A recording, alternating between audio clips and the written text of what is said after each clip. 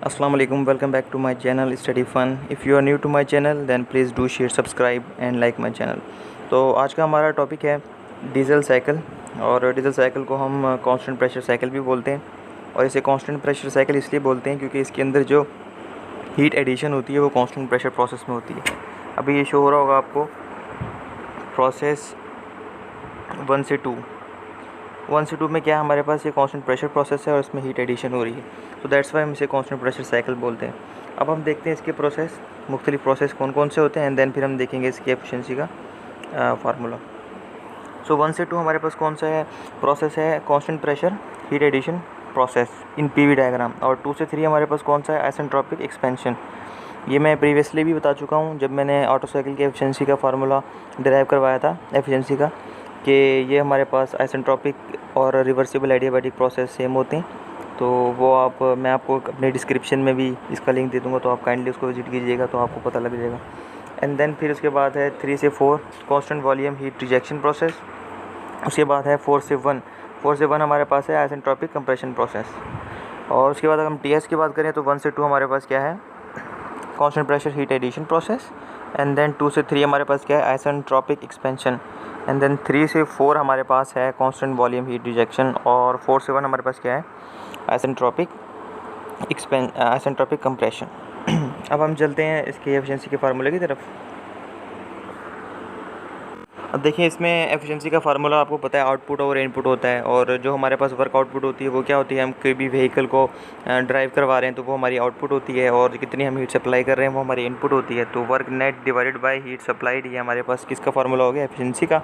और work net मज़ीद हमारे पास इक्वल होता है Q supplied minus Q rejection, मतलब जितनी हीट सप्लाई की उसको माइनस कर दिया किससे, कितनी हीट हमारी रिजेक्ट हुई। तो व्हीकल में बाहर जो आप देखते होते हो जो एग्जॉस्ट निकल रहा होता है वो हीट रिजेक्शन होती है, और जो आप पेट्रोल डालते हो एंड देन फिर कंबस्शन प्रोसेस जो होता है उसके अंदर जो हीट एडिशन होती है वो हमारे पास हीट सप्लाइड होती है। एंड देन फिर इसमें वही सिंपल फार्मूला हमने लगाया है, वो जो मैंने आपको बताया था कि एक रूल हमने अप्लाई किया इधर। हमने क्या किया, सिंपली हमारे पास क्या होता है A minus B divided by C. तो हमने क्या कर दिया, A divided by C minus B divided by C, वही फ्रैक्शन का रूल है। तो क्यू सप्लाइड को डिवाइड बाय क्यू सप्लाइड से करेंगे तो 1 आ जाएगा, एंड देन माइनस फार्मूले का ये माइनस, एंड देन फिर क्यू रिजेक्शन और डिवाइडेड बाय क्यू सप्लाइड। तो हमारे पास क्या सिंप्लीफाइड एक्सप्रेशन इक्वेशन नंबर 1 की सूरत में आ जाएगा। उसके बाद हमें पता है कि हमने देखिए हीट सप्लाइड की है। अब हमारे पास हीट सप्लाइड जो थी वो थी कांस्टेंट प्रेशर प्रोसेस में, तो इस वजह से क्योंकि हीट का फार्मूला क्या होता है, Q is equal to M C delta T, Q is equal to M C delta T. अब अगर कांस्टेंट प्रेशर प्रोसेस में हीट एडिशन हो रही है तो हम कर देंगे CP, यानी कि specific heat at constant pressure. अगर हमारे पास कांस्टेंट वॉल्यूम में हीट एडिशन हो रहा है तो हम क्या कर देंगे CV, उसे बोलेंगे specific heat at constant volume. क्योंकि हीट सप्लाई जो हम कर रहे हैं वो कांस्टेंट प्रेशर प्रोसेस में कर रहे हैं, इसलिए हमारे पास यहाँ आ जाएगा specific heat at constant pressure. और T2 हमारे पास फाइनल टेम्परेचर एंड T1 हमारे पास initial temperature. In the same way हमारे पास क्यू रिजेक्शन का फार्मूला आ जाएगा एम सी डेल्टा टी। अब क्योंकि हीट रिजेक्शन जो हो रही है वो कांस्टेंट वॉल्यूम प्रोसेस में हो रही है तो इसलिए हमने इधर MCV डाल दिया, and then T3 final temperature and then T4 is initial temperature. उसके बाद हम क्या करेंगे, सप्लाइड और क्यू रिजेक्शन का हम जो फार्मूला है उसको पुट कर देंगे इक्वेशन नंबर 1 में। इसमें हम एफिशिएंसी के फार्मूले में पुट कर देंगे। सिंपली हमारे पास क्या है, क्यू रिजेक्शन का और क्यू सप्लाइड का हमने फार्मूला पुट किया। अब यहाँ से देखिए M और M दोनों आपस में कट गए, तो आगे हमारे पास एक्सप्रेशन आ जाएगा 1 माइनस 1 ओवर। अब ये देखें T3 minus T4 T2 divide by T2 minus T1, ये तो हमारे पास वैसे का वैसे ही है। अब CV डिवाइड बाई, क्योंकि गैमा होता है हमारे पास CP डिवाइड बाई CV, और इधर हमारे पास क्या है CV डिवाइड बाई CP। तो CV डिवाइड बाई CP ये हमारे पास होगा 1 डिवाइडेड बाई गैमा, ठीक है। तो इस CV डिवाइडेड बाई CP की जगह हमने 1 डिवाइडेड बाई गैमा लिख दिया इधर, ये रहा 1 डिवाइडेड बाई गैमा। बाकी सिंपल एक्सप्रेशन वही है। उसके बाद हम देखते हैं इसके प्रोसेस। अब प्रोसेस 1 से 2 हमारे पास था कांस्टेंट प्रेशर हीट एडिशन।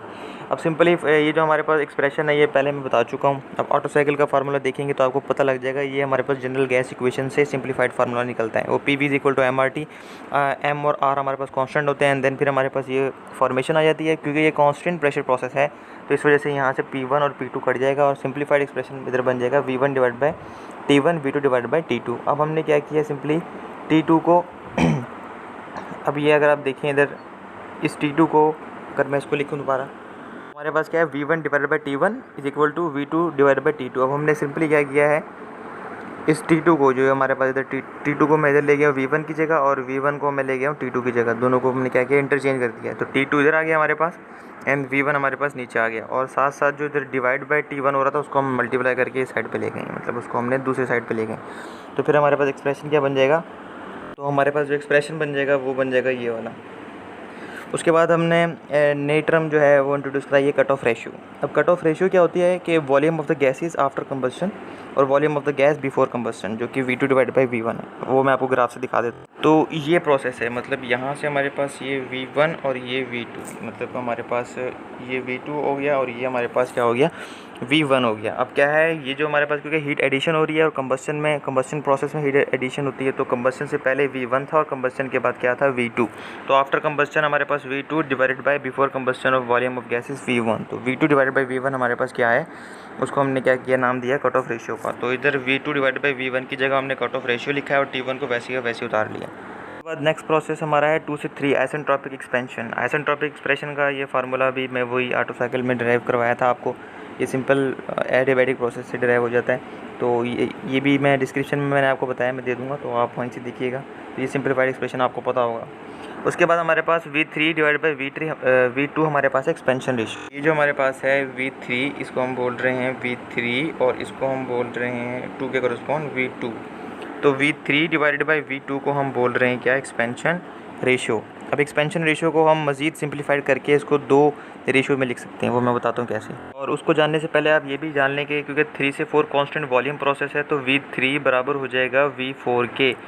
ठीक है, 3 से 4 कांस्टेंट वॉल्यूम में वॉल्यूम तो चेंज नहीं होगा, तो 3 और 4 पे स्टेट पे जो भी वॉल्यूम होगा वो सेम रहेगा। V3 is equal to V4। अब ये हमारे पास है expansion ratio V3 divide by V2। अब मैंने बताया था आपको V3 is equal to V4 है, क्योंकि कांस्टेंट वॉल्यूम प्रोसेस है 3 से 4, तो V3 की जगह V4 लिख दिया और V2 वैसी का वैसी। एंड देन फिर इसको हम मज़ीद थोड़ा सा ना एक्सटेंड करके लिखते हैं। वो कैसे, V4 ये रहा और V2 हमारे पास ये रहा, इसको मल्टीप्लाई और डिवाइड हमने V1 और V1 से करवा दिया। ठीक है, अब हमारे पास हमने कट ऑफ रेशियो पढ़ी थी कि वो क्या होती है, V2 डिवाइड बाई V1। अब जो ये लिखा है V1 डिवाइडेड बाई V2, हमारे पास कट ऑफ रेशियो है V2 डिवाइडेड बाई V1। तो जब V2 divided by V1 cut off ratio है, तो दोनों तरफ हम क्या कर लेंगे, रेसिप्रोकल ले लेंगे। तो ये हो जाएगा V1 डिवाइडेड बाई V2 और ये हो जाएगा 1/ρ। तो ये कट ऑफ रेशियो का क्या हो जाएगा, इन्वर्स 1 कट ऑफ रेशियो। और V4 डिवाइडेड बाई V1 हमारे पास क्या है, कंप्रेशन रेशियो। ये देखिए, ये आप देखें, ये जो है प्रोसेस, इसको हम अगर अंडू करें 1 मिनट, ये जो है V4 डिवाइडेड और ये हमारे पास V1, तो V4 डिवाइडेड बाई V1, तो ये हमारा हमारे पास क्या है, इसे बोलते हैं कंप्रेशन रेशियो। ठीक है, तो एक्सपेंशन रेशियो हमारे पास कौन कौन से प्रोडक्ट में आ गया है, ये V1 डिवाइडेड बाई V2, तो ये हमारे पास हो गया inverse of cut off ratio, और V4 डिवाइडेड बाई V1 हमारे पास हो गया कंप्रेशन रेशियो। तो यहाँ से हमारे पास क्या है, देखें, V4 divide by V1 compression ratio. तो सिंप्लीफाई क्या है, हमारे पास एक्सपेंशन रेशियो, हमारे पास एक्सपेंशन रेशियो इधर आ गई, और हमारे पास कंप्रेशन रेशियो को मैंने ऐसे लिख दिया, और जो ये कट ऑफ रेशियो है उसको हमने डिवाइड डिवीजन में लिख दिया। तो एक्सपेंशन रेशियो क्या होती है, compression ratio divide by cut off ratio. अब वही चीज़ एक्सपेंशन रेशियो को मैंने क्या लिख दिया, ये कंप्रेशन रेशियो जो ये वाला है कंप्रेशन रेशियो, एंड देन फिर 1/ρ, ये हमारे पास क्या है, कट ऑफ रेशियो का इन्वर्स। ठीक है, और इसको हमने क्या लिख दिया, इसकी पावर γ-1। उसके बाद हमारे पास नेक्स्ट प्रोसेस है आइसेंट्रोपिक कंप्रेशन, जिसका जो कि है 4 से 1। तो 4 से 1 के लिए टेम्परेचर और वॉल्यूम का क्या रिलेशन होता है, वो हमारे पास होता है सिंप्लीफाइड ये। And then V4 divided by V1, मैं पहले बता चुका हूँ आपको, V4 डिवाइडेड बाई V1 हमारे पास है कंप्रेशन रेशियो। तो V4 डिवाइड बाई V1 की जगह हमने कंप्रेशन रेशियो पुट किया, उसकी पावर γ-1। अब हम क्या करेंगे, ये जो हमारे पास T1 की वैल्यू आई है इधर, ये जो हमारे पास T1 की वैल्यू है, इसको हम पुट कर देंगे इसके अंदर। ये जो हमारे पास इक्वेशन नंबर 3 में T1 है, T1 मल्टीप्लाई बाय ρ मतलब कट ऑफ। तो T1 की वैल्यू कहाँ से लेंगे हम, T1 की वैल्यू जो हमने अभी निकाली है। ठीक है, तो हम सिंप्लीफाई क्या करेंगे, putting equation 5 in equation 3, T2 is equal to, अब ये रो तो वो वाला, और ये जो हमारे पास है T4, ये जो हमारे पास है T4 और रो की पावर ऐसे कंप्रेशन रेशियो की पावर γ-1, ये हमारे पास T1 की वैल्यू है। उसके बाद हम क्या करेंगे, अब हमारे पास T2 की वैल्यू आ गई है। अब T2 की वैल्यू को हमने कहाँ पुट करना है, अब जो हमारे पास एक्सप्रेशन आया है ये वाला इक्वेशन नंबर 4, इसके अंदर जो T2 है T2, इधर हम T2 की जगह हम वैल्यू पुट कर देंगे जो अभी T2 की निकाली है। कौन सी T2 की? ये रो T4 और कंप्रेशन रेशियो की गैमा -1। तो ये हमारे पास किसका एक्सप्रेशन आ गया? T2। और बाकी हमारे पास इक्वेशन नंबर वही की वही आ गई, वो मैं आपको दिखाता हूँ। ये रही T3 R compression ratio multiply by 1 cut of और उसकी पावर गैमा -1। तो ये वैसी का वैसी आ गया। T3 गो गैमा उसके पावर 1 रो की पावर गैमा -1। उसके बाद चूँकि हमने देखा है कि कंप्रेशन रेशियो की पावर गैमा -1 और कंप्रेशन रेशियो की पावर गैमा -1 दोनों आपस में कैंसिल हो जाएंगे। एंड देन हमारे पास सिंप्लीफाइड में क्या आ जाएगा? Cut off ratio multiply 4 T4, उसके बाद T3 वैसी का वैसी, और 1 रो या 1 कट ऑफ रेशियो की पावर गैमा -1। अब इधर जो हमारे पास कट ऑफ रेशियो है जो इधर मल्टीप्लाई हो रहा था उसको मैं दूसरी साइड पे ले जाके डिवाइड करवा दूंगा। तो वो कहाँ होगा? ये हमारे पास 1 कट ऑफ रेशियो आ गया। ठीक है, डिवाइड हो गया। उधर तो मल्टीप्लाई हो रहा था ना T4 के साथ, इधर T4 के साथ मल्टीप्लाई हो रहा था उधर आके। अब इधर आके मैंने क्या किया? राइट साइड पे उसको डिवाइड करवा दिया। अब इन दोनों की देखें आप, बेस सेम है तो पावर ऐड हो जाएंगी। तो पावर ऐड होने से क्या होगा? -1 + 1 से कट जाएगा। तो हमारे पास सिंप्लीफाइड एक्सप्रेशन आ जाएगा T3 और 1 कट ऑफ की पावर गैमा। उसके बाद हमने 1 और उसके बाद ये सिंप्लीफाइड एक्सप्रेशन कर लिया।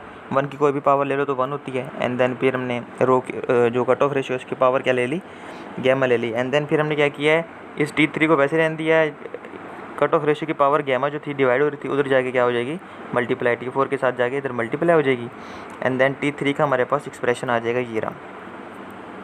अब ये इक्वेशन नंबर 3 है, इसको हम दोबारा किस में पुट कर देंगे? इक्वेशन नंबर 4 में जो हमारे पास ये आई थी इधर। ठीक है, इक्वेशन नंबर 4 T2। अब इधर हमारे पास T3 की जो आया है फार्मूला T4 और कट ऑफ रेशियो की पावर गैमा, तो वो हम इधर T3 की जगह पुट कर देंगे। तो हम क्या करेंगे? सिंपली T4 और कट ऑफ रेशियो की पावर गैमा वैसे ही पुट कर दी। एंड देन फिर वो सिंप्लीफाइड एक्सप्रेशन जो सिंपली कौन सा था?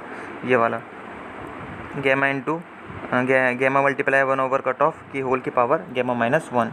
अब वो चूँकि होल की पावर था हमने क्या किया? इनको अलग अलग, क्योंकि R यूँ था ना, R ये compression ratio and then cut off ratio and then इस दोनों की पावर क्या थी हमारे पास? गैमा -1। अब हमने क्या किया? इसको इस पर भी अप्लाई कर दिया है, गैमा पे भी अप्लाई कर दिया है, और इस पावर को हमने रो यानी कट ऑफ रेशियो पे भी अप्लाई कर दिया है। दोनों तरफ दोनों की पावर ले ली, ठीक है, अलग अलग। उसके बाद हमने क्या किया? इधर कट ऑफ रेशियो देखिए 1 कट ऑफ रेशियो है ना 1 रो। अब हमने क्या किया? इसका इन्वर्स ले लिया। इन्वर्स लेने से क्या होगा? इसकी पावर क्या हो जाएगी?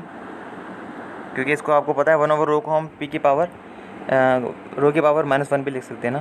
तो इसका मतलब क्या होता है? 1 डिवाइडेड बाय रो।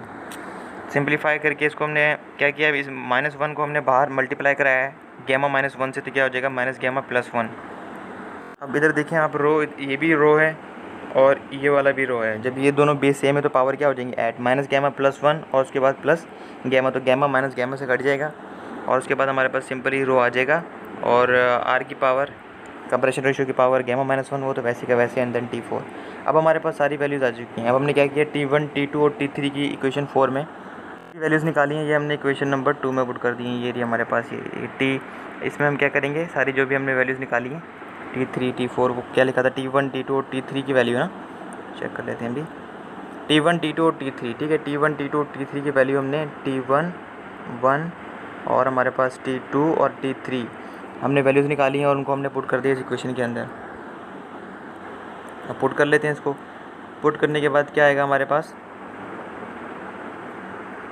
इसको पुट करने के बाद हमारे पास सिंप्लीफाइड ये एक्सप्रेशन बनेगा। अब हम यहाँ से देख सकते हैं T4 हमारे पास कॉमन होगा, तो T4 बाहर निकाल लिया है और कट ऑफ रेशियो की पावर गैमा एंड देन -1 इधर आ गया। और इधर आप देखें नीचे, तो इधर हमारे पास क्या क्या कॉमन आ रहा है?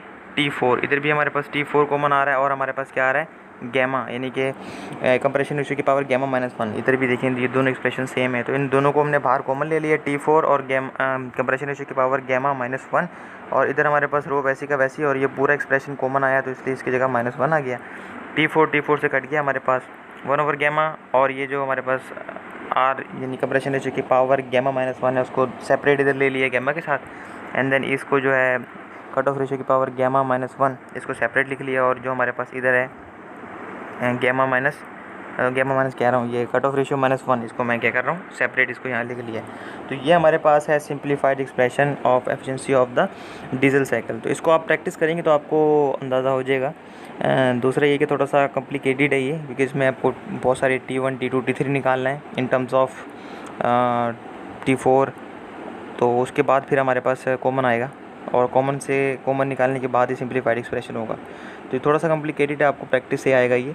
तो उम्मीद करता हूँ कि आपको समझ आया होगा। तो थैंक यू वेरी मच।